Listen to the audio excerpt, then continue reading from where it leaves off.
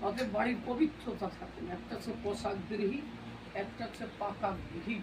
পোশাকগৃহী আর পাকাগৃহী কাকে বলে? তুমিও তো একজন গৃহী। তাহলে পোশাকগৃহী পাকাগৃহী কারা? যারা নিত্য নারীর কাছে মরে তারা হচ্ছে পোশাকগৃহী। নারীর কাছে মরা মানে নারী সঙ্গ করা, পিতৃসত্তাকে ক্ষয় করা। কি বললাম? একটা নারী পারে তার স্বামীকে বাঁচিয়ে রাখে, সে যেন কোনোভাবে তার স্ত্রীর কাছে না মরে, পিতৃসত্তাটাকে যেন ধরে রাখে।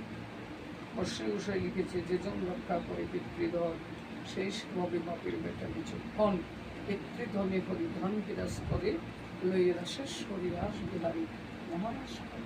কি বললাম? পিতৃধন ধরে রাখবা, অনব্রত হরিনাম করবা, তবেই জীবনে তার সান্নিধ্যে যেতে পারবে। একটা আসন দিতে হয় তারে বসার।